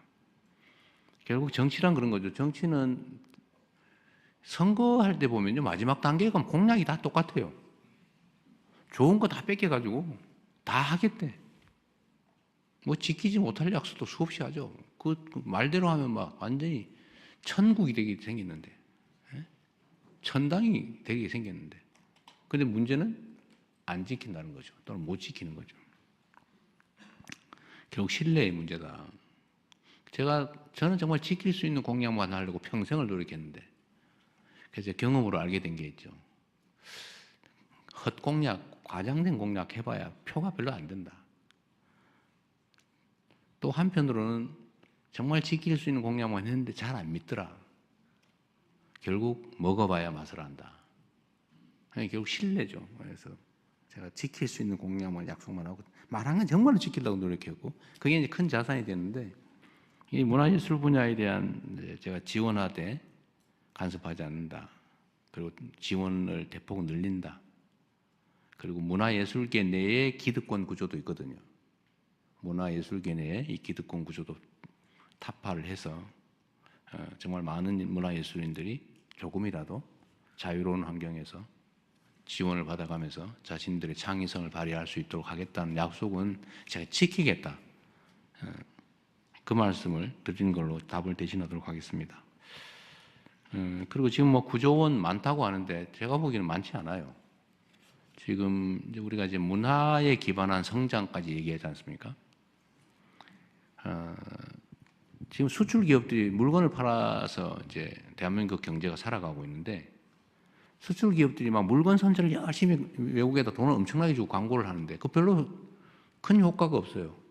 그런데 캐대헌에 거기서 뭘 하나 슬쩍 보여주거나 이러면요, 막 그게 막 폭발을 해요. 그게 문화의 힘이죠.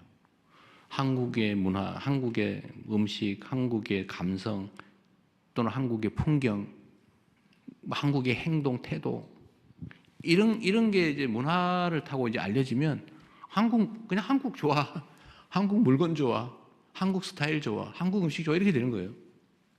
이게 이제 대한민국 경제가 살아가는 거죠. 그래서 제가 제외 공간들도 문화와 산업 진출의 교두보로 대대적으로 전환하겠다. 이제 어제 국무회의도 그 얘기 잠깐 말씀드렸는데, 이제 문화에 기반한 성장을 우리가 추구하는 측면에서 보면 아직 문화에 대한 지원은 매우 취약하다. 잔뿌리를 키우는데 우리가 아직은 투자가 충분치 못하다. 그냥 그 척박한 땅에서 막 억지로 살아나온 거예요. 그게 대한민국의 문화를 전 세계에 알리고 있는데, 거기다 물도 주고 비료도 주고 흙도 깔고 잡초도 좀 제거해주고 이렇게 했으면 얼마나 빨리 성장하겠습니까? 근데 그러기엔 매우 부족하다. 그래서 하도 답답해서 제가 이거 추경이라도 해야 되는 거 아니냐, 문화예술 분야 지원이. 지금 뭐 영화계도 망한다 그러고 뿌리가 썩어 들어간다는데, 지금 해외에서 그런 분석을 하거든요. 제가 봐도 좀 그런 위험성이 있어요. 그래갖고 겉은 화려한데, 꽃은 정말 화려하게 피었는데 뿌리가 썩고 있어요. 새로운 싹이 자라지 못하고 있어요. 무슨 뭔 플릭스인지 뭔지 거기에 다 뺏겨가지고 지금 국내에 무슨 작품 제작이 아예 안 된다고 하잖아요. 이거 어떡할 거예요? 극장 다 문 닫아가고. 그래서 심지어는 극장에 개방한 영화를 그 무슨 OTT인가 이런 데 틀으려면 다른 나라로 막 10년, 1년 후에나 틀어라, 이런 법조항도 있대요. 6개월 후, 뭐 90일, 60일, 우리나라 아예 그런 거 없다는 거죠. 홀드백 규정. 네, 뭐 하여튼 우리나라 아예 그런 게 없다는 거 아니에요? 그래서 사람들이 극장 갈 이유가 없어요. 좀 있으면 OTT에 나오는데 뭘로 극장 갑니까? 집에 앉아가 요거만 하고 있으면 되는데. 그냥 살아남을 수가 없어요. 그냥 이런 제도적 보완도 해야 되는 거죠. 하여튼 제작비 지원도 해야 되고. 하여튼 지원해야 되는 게 많은데 지금 많이 부족한 것 같아서 문화를 위한, 문화에 기반한 성장을 얘기하는 마당에 추경의 기회가 있다면 좀 문화예술 분야 지원을 좀 늘려야 되겠다 했더니, 추경한다고 소문이 나가지고 엄청나게 뭐 몇 조, 몇십 조씩 혹시 적자 국채 발행해가지고 추경하는 거 아니야? 뭐 이런 걱정하는 사람들이 있던데, 그런 건 안 합니다. 그건 그렇게 되지는 않고, 또 세원이 여유가 생기고 또 추경을 하는 기회가 생기면 문화예술 분야에 대해서 좀 집중적으로 늘리겠다 그런 취지라는 거 이해해 주시기 바랍니다. 이제 제가 지명 좀 할까요? 네, 이번에 대통령께서 우리 지목하신 맨 앞에 계신 순서입니다. 흰 옷 입으신 네. 분. 제가 지금부터 아주 짧게 하도록 하겠습니다. 감사합니다. 오늘 제 청와대 출입 첫날인데요. 아 그러네요? 네. 신축한 직원분들께 궁금한 게 더 많은데 대통령님께도 질문 드릴 수 네. 있게 되어서 네, 뵙니다. 저는 그 강원 지역 일간지 강원 도민일보 아 그러세요? 김여진입니다. 네, 저는 올림픽 얘기를 좀 하고 싶은데요. 네. 올해 이탈리아에서 동계 올림픽이 네. 있습니다. 메가 스포츠 이벤트들이 상당히 많은데 지금 우리나라에서도 동학의 올림픽을 다 치른 경험이 있고 또 전주에서도 학교 올림픽을 준비하고 있는 것으로 아는데요. 지금 올림픽 전문가들 사이에서는 그 동계 올림픽을 치를 수 있는 국가들이 상대적으로 적다. 그래서 다시 한번 한국이 가져갈 수도 있다라는 진단이 나오고 있습니다. 혹시 대통령님께서는 이 스포츠 메가 이벤트 관련해서 다시 한번 이 올림픽을 한국으로 유치할 수 있는 것에 대한 구상 그리고 현재 가지고 있는 올림픽 유산을 어떻게 이어나가야 하는지에 대한 생각도 좀 듣고 싶습니다.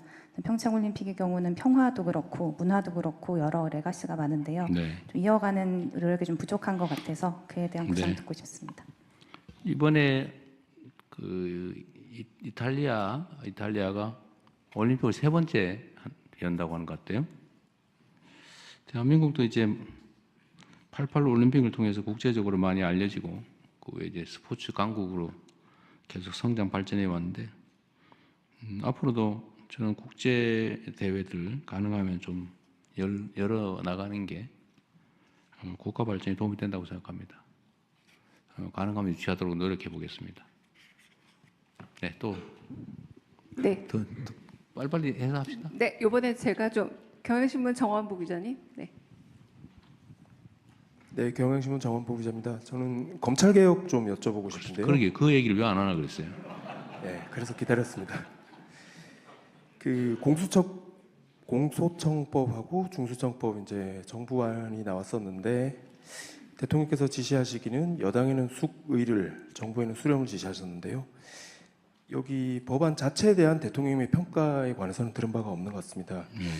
그리고 과연 이제 어떤 구조로 어떤 방향으로 검찰 개혁이 이루어져야 된다고 생각하시는지 말씀 듣고 네. 싶습니다. 제가 인사 문제도 검찰 인사는 뭘 그리 어렵습니까? 또 각종 개혁 조치도 검찰이 관계된 건 뭘 그리 복잡하고 어려운지 모르겠어요. 이게 다 업보지요, 업보. 저는 뭐 극단적으로 그런 생각이 들기도 합니다. 검찰이 하도 저지른 업보가 많아가지고 마녀가 된 거 아니냐. 뭐든지 미운 거예요. 뭐든지 믿을 수가 없어요. 제가 어찌 보면 이 마녀 같은 진짜 마녀 말이에요. 가짜 마녀 말고 검찰에 가장 많이 당했다고 생각해요. 제가 기소된 것만 한 20건 되는 것 같아요. 20건. 문제만 되면 증거 뭐 없어서 다 기소해가 너 한번 고생해봐. 그리고 혹시 코드 맞는 판사 있으면 유죄 받아가 너 한번 죽어봐. 제가 2002년부터 시작된 일이죠. 제가 검찰이 관련된 소위 파크뷰 특혜 분양 사건 그 폭로했다가 그때부터 검찰과 야근이 시작됐습니다. 그 PD가 와가지고 우리 하필이면 그 전에 막 나 검사인데 뭐 이렇게 전화하다가 안 돼가지고 제 사무실에 난 인터뷰하려고 있었는데 그때 마침 콜백이 온 거예요. 그 저끼리 나 검사인데 그걸 막 통화한 게 옆에 있네. 이따가 나 오후에 재판 준비를 해야지. 나 바빠 죽겠네. 이따 하도 뭘 희한한 나도 모르는 얘기 하고 있길래 가서 나 한번 들어봐서 카메라에 대고 하여튼 뭐 그래서 결론은 검사를 사칭 범죄로 질문을 가르쳐줬다. 검사 이름 가르쳐줬다. 그러니까 너 공범이다. 그때가 시작이었어요. 저를 잡는 게 목표였죠. 진짜 이 전화하고 나 검사인데 말이야, 너 나한테 사실들 이렇게 봐줄게 뭐 이렇게 전화해가지고 이게 다 불어버린 거죠. 그 시장이. 그 사람은 처벌도 안 됐어요. 나만 처벌됐어. 그게 시작이죠. 파크뷰 특혜 분양 사건에는 검사들이 관련이 있었죠. 대장동. 그 검사들이 해먹은 거 아닙니까? 한 패로. 하여튼 큰 부패 사건에는 검찰이 들어있더라고 보니까 내 경험으로. 그래서 그 악연 이후로 뭐 건수만 되면 기소돼가지고 다행히 이 법원에서 무죄를 제가 무죄 받은 것도 참 많아요. 그 살아남아서 여기까지 왔죠.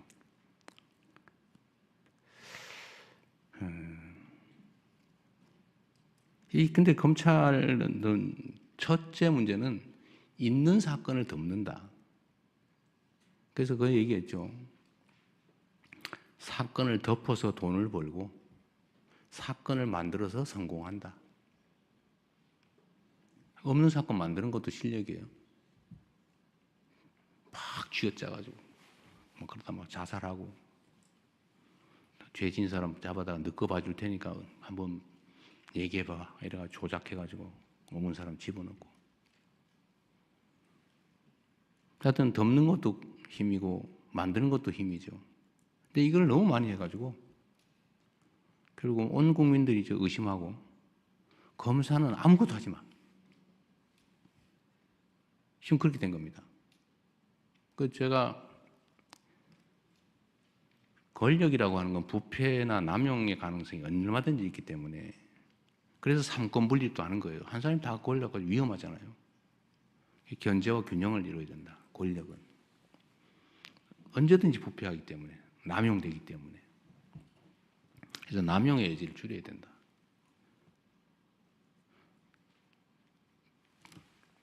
수사와 기소를 분리해야죠. 기소하기 위해서 수사를 하거나 수사를 합리화하기 위해서 기소해가지고 안 되는 거 알면서 가짜 증인 압박해가지고 유죄 만들고 이러면 안 되잖아요. 분리해야지 당연히. 이거는 대원칙이죠. 원래 그렇게 하기로 했으니까. 그런데 그러면 이거를 예를 들면 그런 거예요. 그러면 공소청을 만들면 검찰청이 아니라 이제 공소청으로 바꾸기로 했잖아요. 그건 뭐 법률상 가능하니까. 중수청, 공소청. 공소청의 책임자 이름을 명칭은 뭐라고 할 거냐? 공소청장이라고 할 거냐? 검찰총장이라고 할 거냐? 공소청 안에는 검사들이 일하는데. 근데 헌법에 검찰총장이라고 써져 있어요. 헌법에. 검찰총장이 뭐 한다. 검사가 뭘 한다. 이렇게 써져 있어요. 근데 그거를 헌법에 어긋나게 검찰총장이 없애버리면 됩니까? 그런데 검찰 안 돼. 검찰자 쓰지 마. 공소청장이라 해야 돼. 지금 이러고 있잖아요. 못 믿겠으니까. 미우니까. 의심되니까. 그 의심이나 미움이나 이거 다 이해하죠. 그러나 법을 체계를 어길 수는 없다. 예를 들면. 근데 그런 걱정이 있는 거죠. 보완수사이기. 저는 보완수사를 안 하는 게 맞다고 생각해요.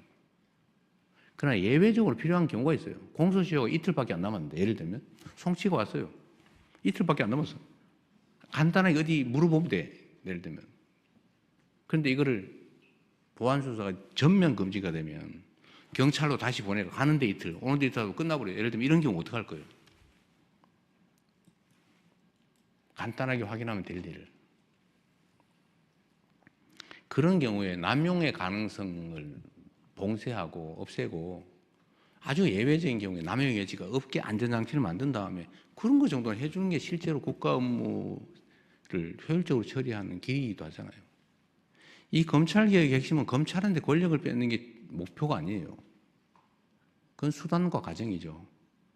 진짜 최종 목표는 국민들의 권리 구제예요. 국민들의 인권 보호, 국민들의 권리 구제, 억울한 범죄 피해자가 구제받을 수 있게 가해자를 처벌을 제대로 하는 거, 그거 해야죠. 그거 중요한 얘기잖아요. 억울한 피의자가 없는 죄 뒤집어 쓰거나 지은 죄 이상으로 가혹하게 대가를 치르지 않게 하는 거, 이거 인권보호, 이거 중요하잖아요. 이게 목표지.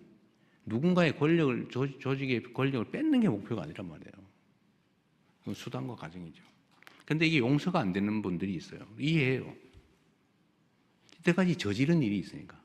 여하튼 요만큼만 여지가 생기면 악용을 해가 나쁜 짓을 하니까. 의심이 정당화되죠. 그러니까 이걸 봉쇄해야죠. 그거 동의해요. 그럼 어떻게 할 거냐? 그럼 어떻게 예외를 만들고 예외에 대한 안전장치 어떻게 만들까? 막 지금 고민을 하고 이번에는 의제가 아니에요. 이번에 공소청, 중수청 그거는 나중에 더 연구해야 된다. 이거는 그래서 미정 상태예요. 그래서 이건 내가 보니 법안을 안 냈는데 이게 지금 의제가 돼 있어요. 마치 정부는 보안 수사권을 주려고 하는 것처럼 단정을 하고 분명히 주려고 할 거야. 이재명이가 배신했어. 지지철에 이러고 있어요. 뭐 다 그러는 건 아니에요. 일부. 근데 이것도 뭐 틀린 얘기는 또 아니에요. 포기한다고 딱 깔끔하게 하면 좋은데 거기서 생긴 문제는 어떻게 할 거냐. 더 검토해야 된다. 이번에는 아니다. 이번에는 조직 체계만 하자. 근데 이게 지금 전면에 올라와 있어요. 이거 가지고 막 다투고 있어요. 이게 문제예요. 어려운 거죠. 이게 업보예요, 업보. 누구의 잘못도 아닙니다. 검찰의 잘못이에요. 근데 검찰도 이러면 생각해 보세요. 한 명이 아니에요. 그 2,000명이 넘는 검사가 있는데 그 중에 이런 나쁜 짓 한 검사 몇 명이나 됩니까? 한 10% 될까요? 누가 그러는데 200명 뭐 그렇게 얘기했잖아요. 오염된 권력을 남용하는 또 남용할 생각을 가진 것으로 의심되는 나머지 1,800명은 또는 최소 1,000명 이상 절반가량은 내가 보기에는 내가 검사로서 좀 억울한 사람 없게 국민의 인권을 보호하고 나쁜 놈 처벌하고 내가 평생을 여기 이런 사람이 있단 말이에요. 그 사람 다 그런 건 아니잖아요. 모두 그런 건 아니다. 그래서 이런 걸 다 고려해야 되는 게 이제 정부의 입장이죠.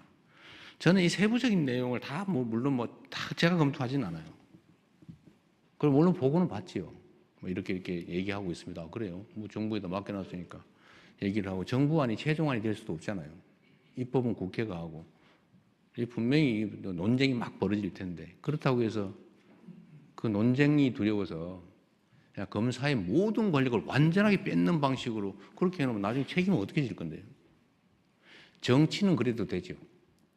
정치가 자기 주장 막 하면 됩니다. 그러나 행정은 그러면 안 되죠. 책임이 더 크죠. 그래서 이 검찰개혁의 최종 목표는 인권보호와 피해자 보호에 있다. 법과 질서를 정의롭게 지키는 데 있다. 이게 여기에 가장 합당한 길이 뭐냐?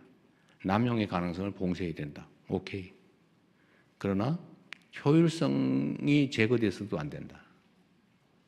그게 뭐냐? 머리 아프죠? 어떻게 알아 그걸? 시뮬레이션 엄청나게 해봐야 돼요. 모든 남용의 가능성을 다 검토를 해가지고 다 봉쇄해야지. 의심스러우니까. 과거에 그랬으니까. 그래서 그런 면에서 당이 해라, 당이.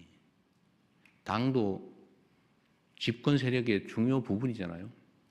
정부도 마음대로 하면 안 되고 그래서 수기하자. 시간을 충분히 갖고. 대신에 감정적으로 하지 말자. 또 감정적으로 하는 분도 이해를 해줘야죠. 내가 당한 게 얼만데. 나라 망할 뻔했다. 이재명 죽을 뻔했다. 저 죽을 뻔했잖아요. 수없이 있었던 온갖 그 계기 중에 단 한 개라도 어그러졌으면 저는 죽었겠죠. 구속영장이 발부됐거나 유죄 판결이 났거나 아니면은 법정 측면에서 본다면 또는 또 고등법원에서 신속하게 선고해가 대법원에 넘겨서 확 기각해버리거나 이틀 만에 이틀 만에 파기환송도 하는데 하루 만에 기각은 못 하겠어요? 고등법원에서 판결 그냥 그 당일 선고해버리고 대법원에 하루 만에 넘겨가지고 그날 선고해버리면 끝이지 뭐 어떡할 건데. 그러려고 했던 거 아니겠어요? 그러나 어쨌든 국민들의 힘으로 살아남았죠. 근데 그 과정을 겪은 이 검찰이나 아니면 이 잘못된 사법제도에 대해서 피해 입은 국민들이 가진 그 엄청난 불신과 그 어쩌면 증오, 그것도 이해를 해야죠. 그런 것도 다 해소해 나가야 된다.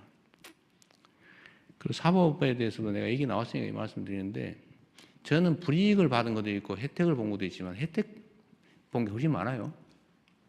여하튼 결론적으로는 전에 2018년에 4건으로 기소됐다가 잠깐의 우여곡절이 있었지만 결국 법원이 다 무죄 선고해서 살아남았잖아요.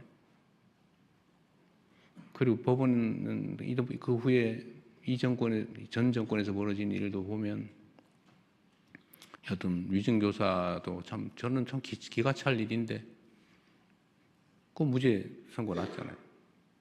선거법도 뭐 우여곡절이 있었지만 항소심에 무죄 났잖아요. 구속영장도 분명히 100% 구속될 거라고 봤는데 기각돼서 살아났잖아요. 그게 이제 법원의 집단지성과 시스템이겠죠. 물론 뭐 불이익도 보기도 하지만 그런 점에서 보면 이게 구성원 모두가 그러는 것도 아니에요. 문제점이 있는 걸 제거하면 되는 거죠. 구조적으로 모두가 오염돼서 다 망한 건 아니에요. 검찰도 마찬가지다. 경찰도 마찬가지다. 라는 생각을 좀 해주시면 좋겠어요. 이게 제가 오늘 이 얘기 해가지고 또 막 갑론을박에다가 이재명 못 믿겠다 뭐 등등 있을 수 있어요. 그러나 분명한 거는 이거는 완벽한 완성된 안도 아니고 정부도 그냥 그 위원회가 어쨌든 있는데 뭐 거기서 반대하는 사람도 있고 찬성하는 사람도 있고 실무자들도 마찬가지고 뭐 갑론을박하다가 안으로 낸 거예요. 안으로. 그래서 당과 논의하고 여기서도 아마 의견이 하나로 탁 몰리지는 않을 겁니다. 국민들께도 열어놓고 국민들도 토론하시고 그래서 정말 효율적이고 남용 가능성이 없고 인권 보호와 피해자 구호에 도움이 되는 법과 정의와 질서를 유지하는 데 가장 도움되는 효율적이지만 정의로운 남용 가능성이 없는 안전한 검찰 수사제도, 기소제도를 만들자. 말이 좀 길었는데 일이 복잡한 만큼 말이 길었으니 이해 부탁드립니다. 네.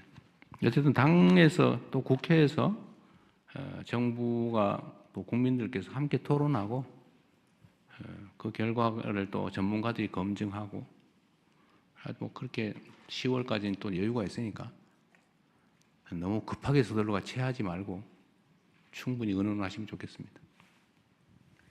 네. 이번에는 대통령께서 혹시 한번 네. 지목해 주시면. 아니 난 뭐 내가 하면 편파적이라 할 것 같아요. 네. 그러면 저기 황영기 기자님, 홍영희 기자님, 네. 네, 안녕하세요. 저 YTN 홍민기 기자입니다. 한일 관계에 대해서 좀 질문을 드리고 싶은데요. 취임 이후에 일본까지 셔틀 외교는 어느 정도 궤도에 올랐다고 보이는 것 같습니다. 이번 회담에서 이제 과거사 문제로 조세희 탄광 문제 언급하신 것도 좀 인상 깊었는데요. 이제 접근하기 쉬운 과거사 문제부터 좀 풀어보겠다는 의도로 읽혔습니다. 네, 그렇다면 일본군 위안부나 강제징용 피해자 배상 문제 또 독도 문제 같은 상대적으로 좀 복잡한 과거사 문제에 대해서는 지금 논의가 오가고 있는 게 있는지 혹은 어떻게 접근하실지 말씀 부탁드립니다. 개인 간 관계도 좋아하는 점, 싫어하는 점 있죠. 애인 사이에서도 싫은 점 있잖아요. 아유, 저건 정말 고쳤으면 좋겠는데 가끔씩 그게 너무 드러나서 싸움하기도 하고 헤어지기도 하고. 근데 사람 관계도 그런 것처럼 국가 간 관계는 더 복잡하고 다면적이고 다층적이죠. 좋은 점도 있고 나쁜 점도 있고 협력해야 될 점도 있고 규명해야 될 점도 있고 싸워야 될 점도 있고 또 같이 웃어야 될 점도 있고 그렇죠. 근데 하여튼 한일 관계든 뭐 한중 관계든 뭐 어떤 관계든 간에 좋은 측면들을 잘 키워가고 유익한 점들을 더 확대 발전시키고 좀 부정적인 측면, 좀 어려운 측면들은 잘 관리하는 게 중요합니다. 어느 한쪽에 매달려가지고 다른 쪽을 희생시킬 필요는 없죠. 근데 정치를 하다 보면 그런 유혹이 많아져요. 저는 그러면 안 된다고 생각해요. 더군다나 저는 더 이상 선거가 없는 사람이잖아요. 그리고 국민을 또 국익을 대표해야 되는 사람이기 때문에 어떤 게 가장 대한민국 국익에 부합한가, 대한민국 국민의 삶에 더 도움되느냐를 따져봐야죠. 독도 문제, 위안부, 강제징용 뭐 다 중요하죠. 과거사 문제, 영토 문제.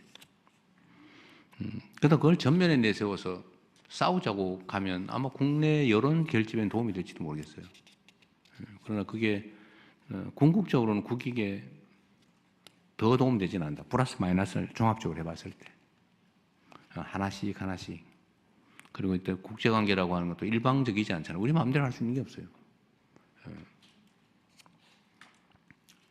그러면은 상대가 용인할 만한 또 수용할 수 있는 문제를 조금씩 해결해 가는 게 좋죠. 부정적인 문제를 해결하는 데 있어서도 실현 가능한 또 점진적인 방안을 찾아보면 좋겠다. 그래서 그렇게 접근하고 또 우리가 협력화해야 될 긍정적 부분이 많습니다. 그 부분을 최대한 키워야죠. 제가 계속 경제 문제, 저는 원래 약간 가치지향적인 사람인 건 맞는데 지금은 경제 상황이 너무 안 좋아요.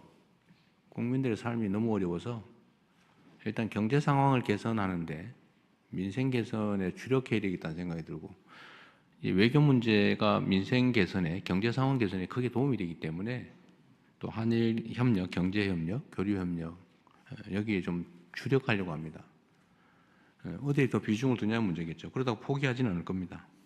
양고의 최저선도 있죠. 뭐 그런 것들 우리가 미리 부각할 필요는 없겠다. 그러나 포기하지는 않는다. 그렇게 말씀드리고 마치겠습니다. 네.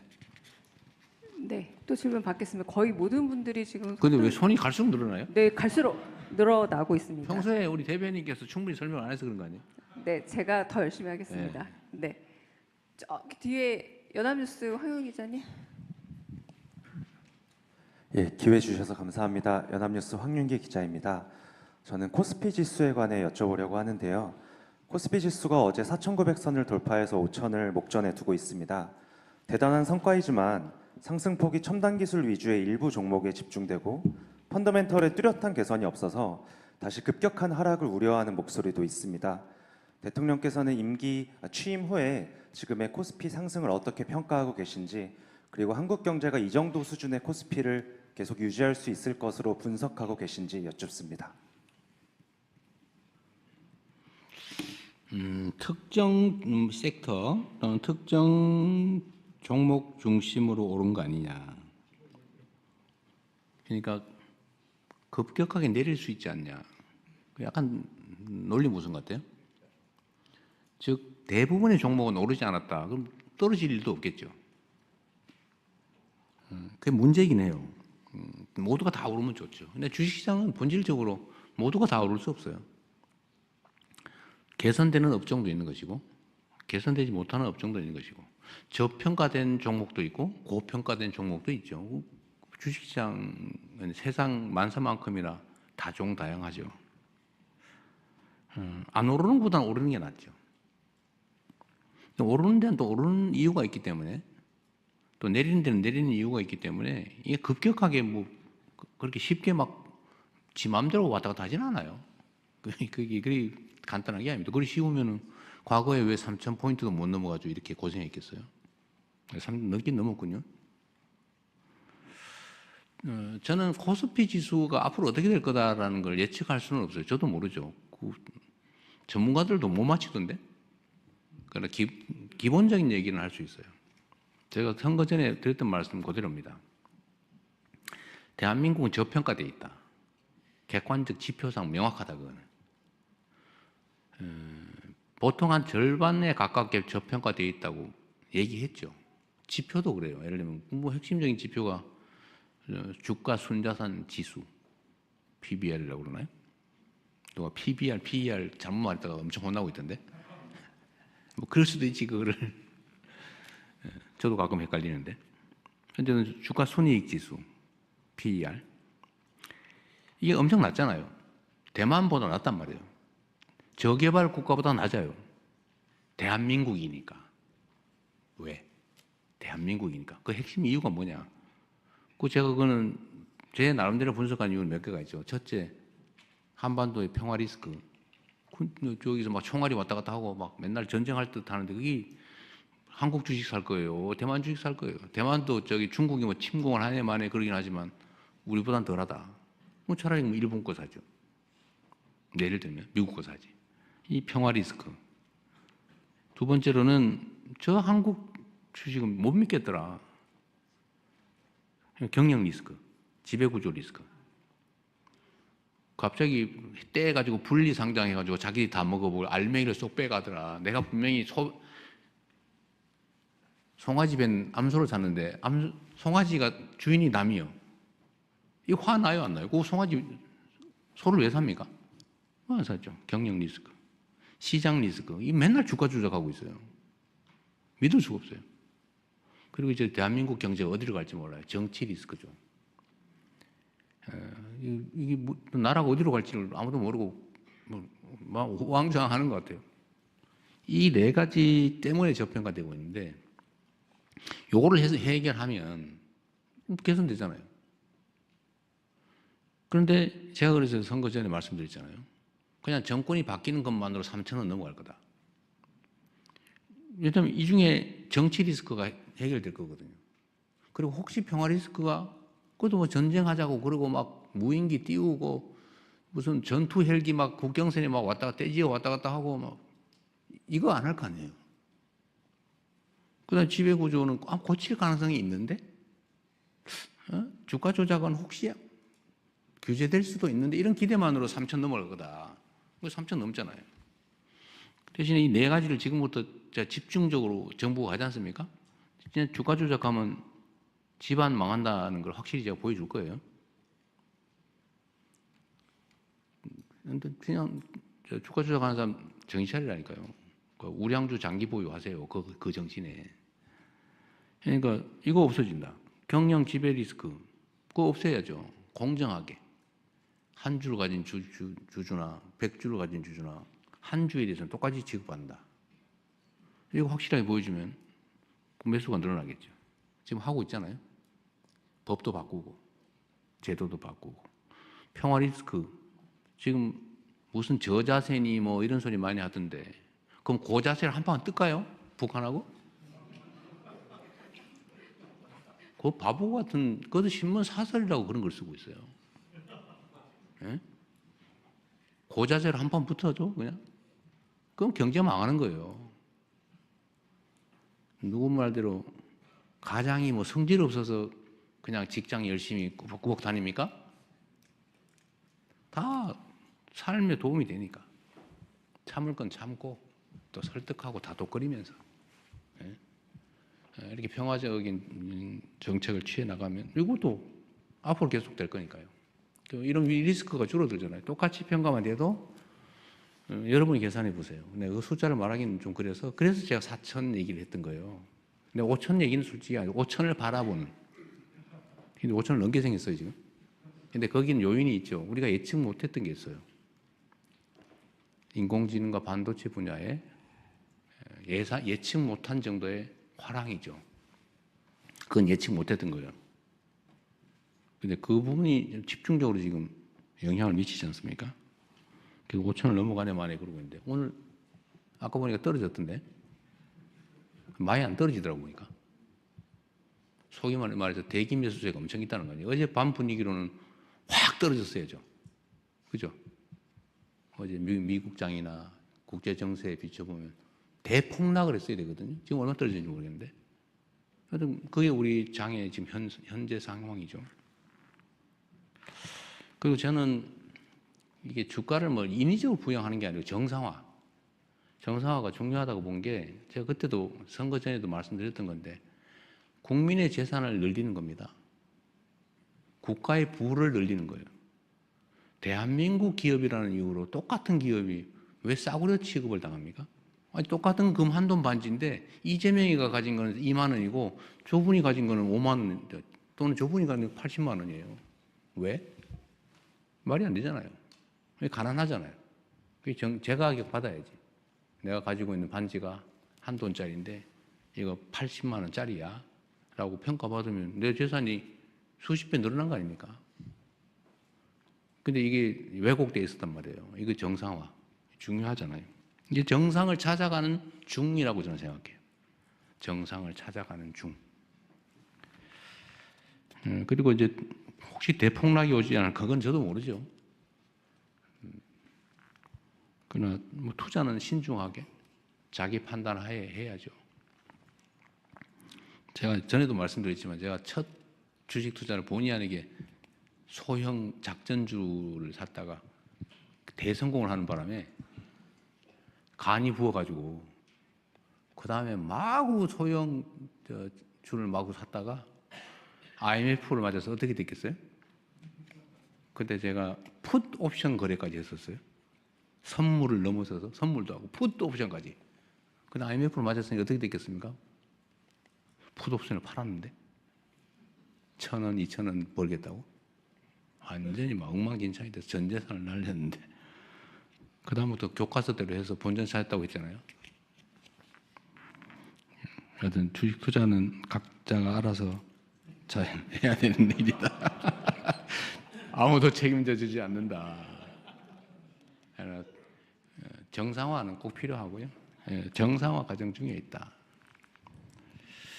네. 떨어질 거 얘기 물어보지 마세요. 네, 대통령님 지금까지 15개 아, 그래요? 질문 소화하셨고요.